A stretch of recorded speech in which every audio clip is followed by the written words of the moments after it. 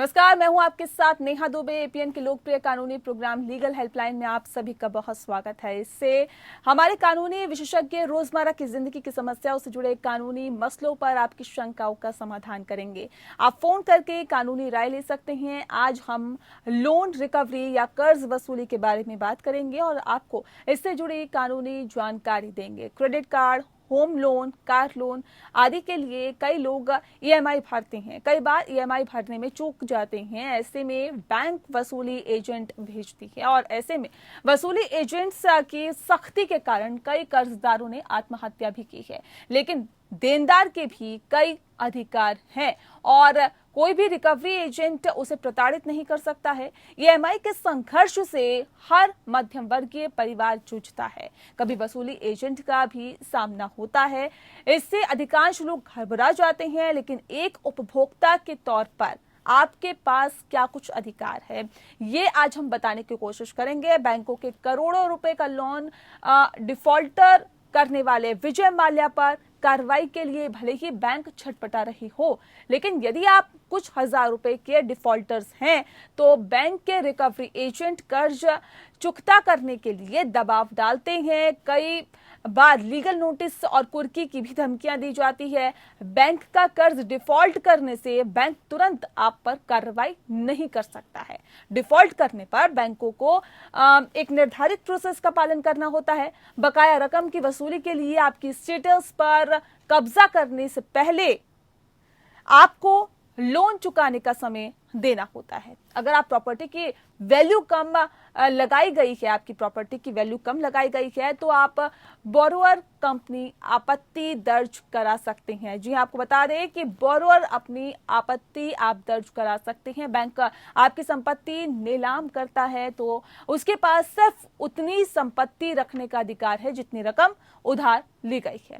आपको एक देनदार के रूप में कुछ अधिकार आपके पास हैं और उन अधिकारों को जानने से आपको मदद मिलेगी कि एक वसूली एजेंट से किस तरह से आप निपट सकते हैं। ये ना भूलें कि बैंकों पर रिजर्व बैंक ऑफ इंडिया का नियंत्रण है और वह अपनी बकाया रकम वसूली के लिए साहूकारों की तरह व्यवहार नहीं कर सकते हैं। और ये तो थी दरअसल कर्ज से जुड़ी हुई बुनियादी जानकारी। ज्यादा जानकारी और सलाह देने के लिए हमारे साथ कानूनी विशेषज्ञ रोहन थवानी जी हैं, जो बताएंगे आपको तफसील से कि आखिर अगर आपने लोन लिया है, कर्ज लिया है, तो आखिर आपके क्या कुछ अधिकार हैं। अगर आप कर्ज नहीं चुका पा रहे हैं तो आपके क्या कुछ अधिकार हैं, किस तरह से आप उन एजेंट से निपट सकते हैं। आप कर्ज वसूली से जुड़े तमाम कानूनी पहलुओं की जानकारी देंगे। हमारे साथ जो कानूनी अधिवक्ता जुड़े हुए हैं, दरअसल अगर आपका कोई सवाल है तो आप हमें फोन कर सकते हैं। फोन लाइंस खुल चुकी है। विषय आपकी टीवी स्क्रीन पर आपको दिखाई दे रहा है। कर्ज वसूली से जुड़ी अगर आपकी भी कोई समस्या है, कर्ज वसूली से जुड़ी हुई कानूनी सलाह लेना चाहते हैं, तो आप हमें कॉल कर सकते हैं 7065013841। ये हमारा नंबर है। दूसरा नंबर हमारा है 8377009636। इन दोनों ही नंबर्स पर आप कॉल कर सकते हैं और जानकारी ले सकते हैं।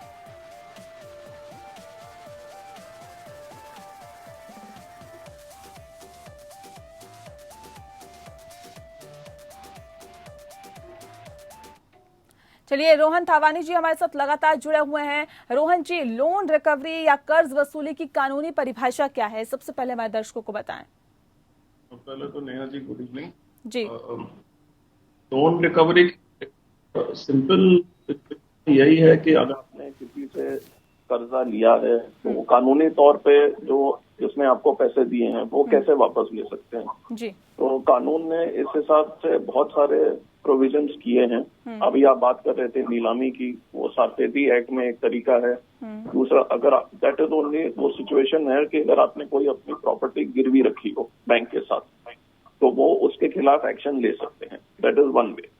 बाकी ऑर्डिनरी तरीका है कि आपके खिलाफ सिविल कोर्ट में केस दर्ज किया जाएगा और आपको ये कहा जाएगा कि आप आके अपनी सफाई दीजिए कि आपने पैसे लिए, आप लौटा नहीं पा रहे हैं। अगर आपने एग्रीमेंट करी है, उस एग्रीमेंट में आर्बिट्रेशन का प्रोविजन है तो आर्बिट्रेशन भी हो सकता है। और कुछ केसेस में क्रिमिनल केसेस भी फाइल हो सकते हैं कि अगर उसमें कुछ फ्रॉड या कोई ऐसी चीज निकल सकती है जो पनिशेबल है बाय लॉ, क्योंकि कई बार ऐसे भी केसेस होते हैं तो कानून ने लोन रिकवरी के लिए अलग अलग संस्थाएं बनाई हैं और उसमें जो हमारे बोरोवर्स हैं उनमें अलग अलग राइट्स होते हैं डिपेंडिंग ऑन क्या केस है।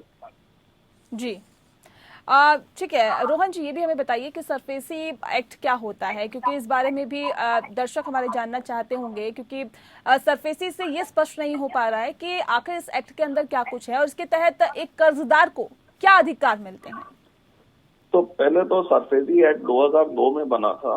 उस टाइम पे पार्लियामेंट को ये लगा था कि जो हमारा एग्जिस्टिंग कानून है वो शायद कोई इफेक्टिव तरीका नहीं दे रहा है बैंक्स और फाइनेंशियल इंस्टीट्यूशंस को अपनी रिकवरी करने के लिए, क्योंकि उस टाइम तक प्रोविजन यही था कि अगर आपने लोन लेके कुछ अपनी प्रॉपर्टी कोई भी संपत्ति गिरवी रखी है तो उसको इन्फोर्स करने के लिए बैंक और फाइनेंशियल इंस्टीट्यूशन को सिविल कोर्ट जाना पड़ता। तो वो ज्यादा एक टाइम कंज्यूमिंग प्रोसेस था। तो सरफेसी एक्ट में ये प्रोविजन दिया गया है कि अगर आपने कोई प्रॉपर्टी गिरवी रखी हो किसी भी उधार के लिए, तो बैंक या फाइनेंशियल इंस्टीट्यूशन डिफॉल्ट के केस में उस प्रॉपर्टी में एंटर कर सकते हैं, उसका कब्जा ले सकते हैं और उसकी नीलामी करके अपनी वसूली कर सकते हैं।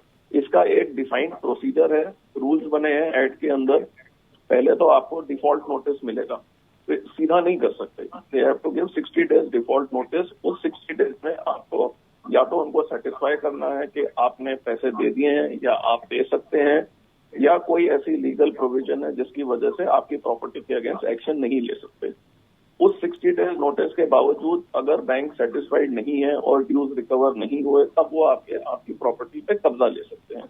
इसके लिए वो मैजिस्ट्रेट कोर्ट की हेल्प और पुलिस की हेल्प भी ले सकते हैं जी। उसके बाद एक प्रोसीजर ये है कि उसको नीलामी करने के लिए एक नोटिस छापा जाएगा।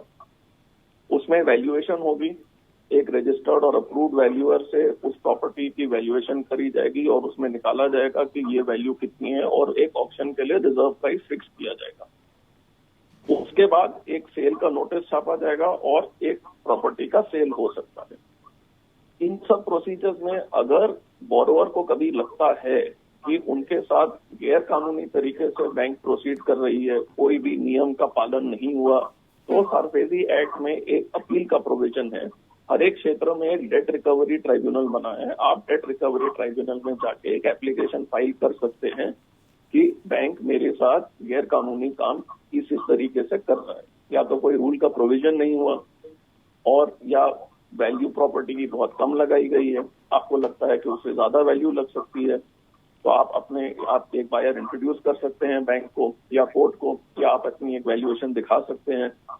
और कई बार बैंक जो है जबरदस्ती करती है, विदाउट पब्लिशिंग द नोटिस वो आके कब्जा ले लेते हैं। तो इन सब चीजों के अपील करने के लिए एक प्रोविजन है। तो सरफेसी एक्ट में ये बायर के लिए सेफगार्ड है कि आप कोर्ट जरूर जा सकते हैं।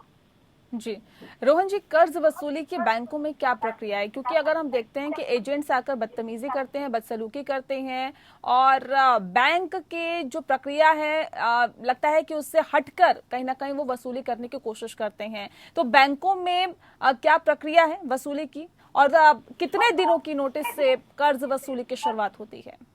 तो देखिए, इस क्वेश्चन को आंसर करने के पहले मुझे एक दो चीजें बतानी पड़ेंगी। जी जी। मेरे एक्सपीरियंस में बैंक्स एजेंट्स तभी भेजते हैं जब उनके पास कोई और लीगल तरीका बाकी नहीं है कर्जा वसूली करने का। अगर आपने कोई प्रॉपर्टी गिरवी रखी हो तो बैंक उसके खिलाफ प्रोसीड जरूर करेगा।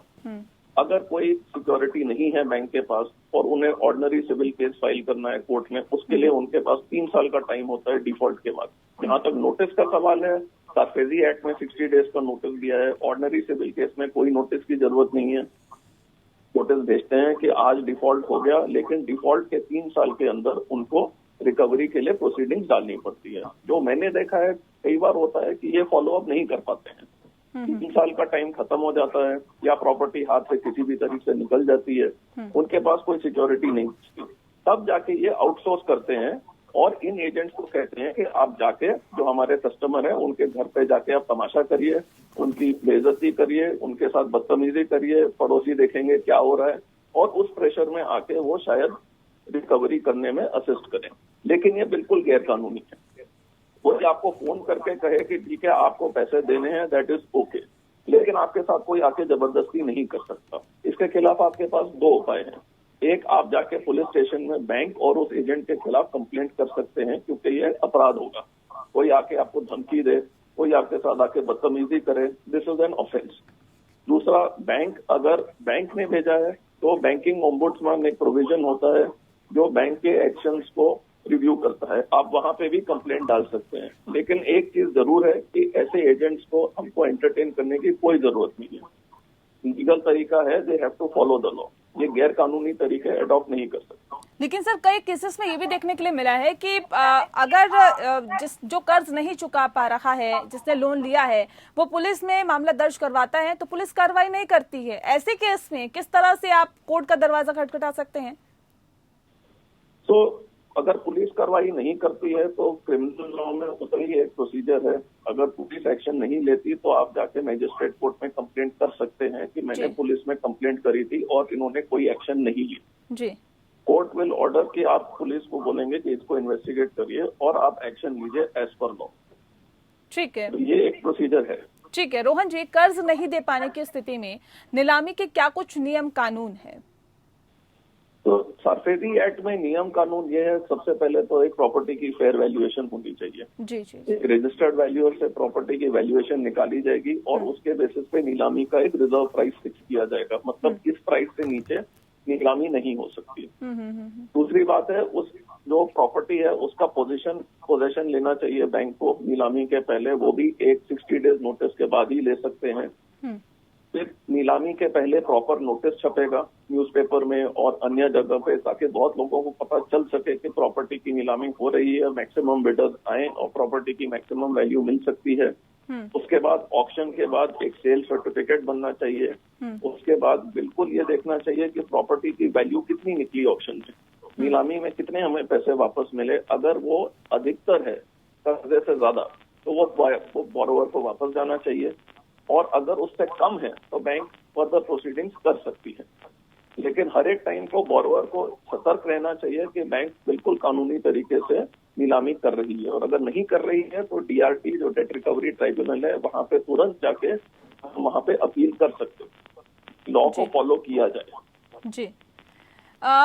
ये भी बता दीजिए यहाँ पे रोहन जी कि कर्जदार की प्रॉपर्टी की वैल्यू आखिर कैसे लगाई जाती है, क्योंकि कहा जाता है कि बैंक के जितने पैसे हैं उसी के आधार पर ही आप उस प्रॉपर्टी पर अपना कब्जा करता है बैंक। तो ऐसे में प्रॉपर्टी की वैल्यू कैसे लगाई जाती है?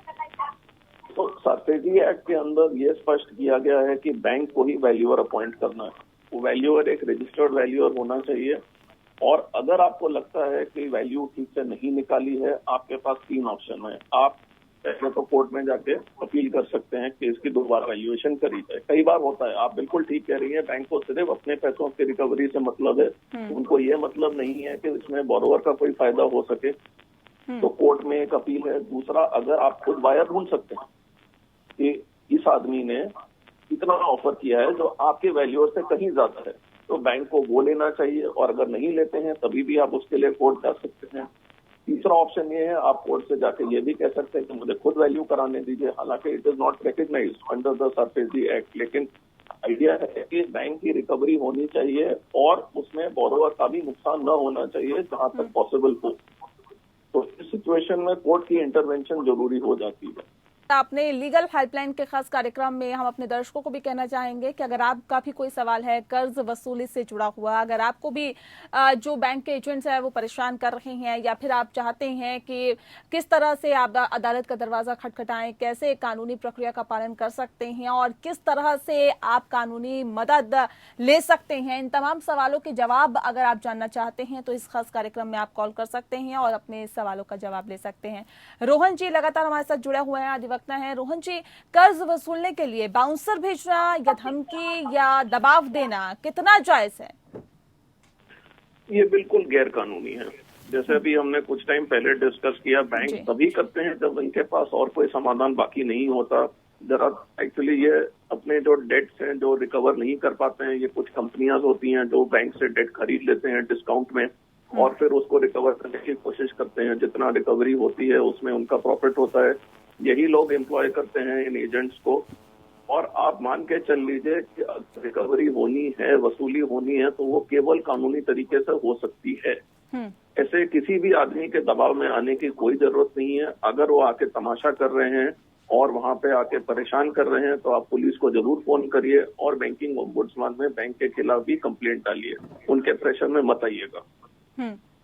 ठीक है, ये तो ये बैंक से कर्ज की बात। अगर आपसे कोई कर्ज लेता है और पैसे देने में आनाकानी करता है तो क्या कानूनी प्रक्रिया अपनाई जा सकती है?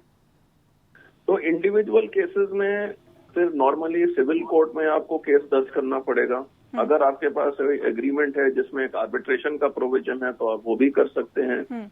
और कई लोग ऐसे हैं जो क्रिमिनल कंप्लेंट भी फाइल करते हैं चीटिंग के लिए और misappropriation of property, breach of trust, ऐसी अगर प्रोविजंस आईपीसी में है, अगर फैक्ट्स में ये बताया जा सकता है कि किसी ने आपसे पैसे लिए और आपको चीट करने का इंटेंशन था, उन्हें कभी लौटाने का इंटेंशन रोहन नहीं जी, था। लीगल है? सबसे पहले तो मुझे ये बताइए, अगर आप पैसे देते हैं किसी को तो ये लीगल है? लीगली तौर पे इसे देखा जा सकता है कि मनी लेंडिंग प्रोविजंस हैं कई जगह पे, इंटरेस्ट पे देना इट इज प्रोहिबिटेड, कई स्टेट्स में ऐसे प्रोविजंस हैं। लेकिन पर्सनल लोन लोग लेते ही हैं, बिजनेस के लिए लोग लेते ही हैं लोन। तो अगर आप मनी लेंडिंग का बिजनेस नहीं कर रहे हैं तो इसमें कोई पाबंदी नहीं। लेकिन अनफॉर्चुनेटली तभी भी इन केसेस में भी लोग डिफॉल्ट करते हैं। तो ऐसे केस में आपको सूट ही फाइल करना पड़ेगा या कोई सिविल प्रोसीडिंग ही फाइल करनी पड़ेगी। ठीक है, ऐसे केसेस में नोटिस कैसे और कब भेजे जा सकते हैं? और तो अपने पैसे की वसूली के लिए विभिन्न साधन और क्या कुछ है? क्वेश्चन रिपीट करेंगे प्लीज। अपने पैसे की वसूली के लिए और किस तरह के आप ट्रिक्स का इस्तेमाल कर सकते हैं, क्या कुछ कैसे कर सकते हैं अपने वसूली? दो तरीके हैं नॉर्मली। एक तो पहले जिस दिन पे डिफॉल्ट हुआ, अगर आज की डेट में आपको पैसे वापस मिलने थे और नहीं आए, तब आप उनको एक नोटिस भेज सकते हैं अपने आप या किसी वकील के थ्रू कि आपको इस दिन पे पैसे देने थे, आपने नहीं दिए, प्लीज हमें लौटा दीजिए। उसके बावजूद नहीं होता है तो आप एक सिविल कोर्ट में सूट फाइल कर सकते हैं। आर्बिट्रेशन प्रोसीडिंग पे करें तो वो कर सकते हैं। और अगर फैक्ट्स जस्टिफाई करते हैं तो एक क्रिमिनल कंप्लेंट भी शायद हो सकती है, लेकिन हर केस में मेंटेनेबल नहीं है क्रिमिनल प्रोसीडिंग्स, केवल अगर फैक्ट्स जस्टिफाई करते हैं तब। ऑर्डिनरी तरीके से एक आदमी के पास यही 2 या 3 साधन है। ठीक है, रोहन जी ये भी मुझे बताइए, दरअसल मैं तफसील से जानना चाहूंगी आपसे कि कानूनी नोटिस, सारांश सूट, आपराधिक मामला, दिवालियापन संहिता, सारांश सूट, आखिर क्या होता है? ये तमाम चीजें क्या होती हैं? तो सारांश सूट, जिसे हम समरी सूट कहते हैं, वो एक सिविल लॉ में प्रोसीजर ये है कि अगर आपके पास कोई कॉन्ट्रैक्ट है, उसमें कोई डिफाइंड सम है कि इस डेट पे इतने पैसे मिलने ही हैं, या आपके पास कोई हुंडी हो या प्रोमिसरी नोट हो, उस बेसिस पे आपको पैसे ड्यू हैं और वो दूसरी साइड नहीं दे रही है, तब आप इस कॉन्ट्रैक्ट या इस नोट के ऊपर एक समरी सूट फाइल कर सकते हैं। उसका प्रोसीजर बहुत स्ट्रिक्ट होता है। अगर कोर्ट सेटिस्फाइड है कि सारांश सूट बनता है ऐसे कोई डॉक्यूमेंट के ऊपर, तो अदर साइड को नोटिस जाता है। उनको केवल 10 दिन का टाइम मिलता है आके कोर्ट को दिखाने के लिए कि हमें क्यों अपने आप को डिफेंड करने का मौका दिया जाए। और अगर वो नहीं दिखा सकते हैं तो उसी टाइम पे आपके फेवर में जजमेंट हो सकती है। जी। जहां तक आपने दूसरे अधिनियम की बात करी, इंसॉल्वेंसी और बैंक्रप्सी, देखिए ये एक अलग चीज है। अभी तक हम रिकवरी की बात कर रहे हैं। ये जो कानून 2016 में आया है, ये आज की डेट में केवल कंपनीज के लिए अप्लाई करता है और सुप्रीम कोर्ट ने इसको कई जजमेंट्स में स्पष्ट किया है, ये रिकवरी के लिए नहीं है। इस अधिनियम का ऑब्जेक्टिव ये है कि अगर कोई कंपनी अपने डेट नहीं पे कर पा रही है तो उसको रिस्ट्रक्चर किया जाए, या तो उसकी मैनेजमेंट बदल के दूसरी मैनेजमेंट लाए और वो कंपनी को चलाने की कोशिश करें। और अगर वो भी नहीं हो रहा है तो कंपनी को बंद किया जाए, उसके एसेट्स को बेचा जाए और उसमें से सारे क्रेडिटर्स को जहां तक पॉसिबल हो उनको अपने पैसे दिए जाए। नाउ इस केस में इंडिविजुअल्स के लिए भी प्रोविजन है इस अधिनियम में, लेकिन वो आज तक एप्लीकेबल नहीं हुए। जी। और इसमें केवल 1 करोड़ के ऊपर की डेट्स की एक कट ऑफ है, उसके नीचे ये प्रोविजन आप इन्वोक नहीं कर सकते। लेकिन एज आई सेड कि ये रिकवरी के लिए नहीं है। ये चलिए, बहुत बहुत शुक्रिया आपका रोहन थावानी जी इस विषय पर तफसील से चर्चा करने के लिए और कर्ज वसूली से जुड़े तमाम कानूनी पहलुओं को समझाने के लिए। इसी के साथ लीगल हेल्पलाइन में इतना ही। मुझे दीजिए इजाजत। नमस्कार।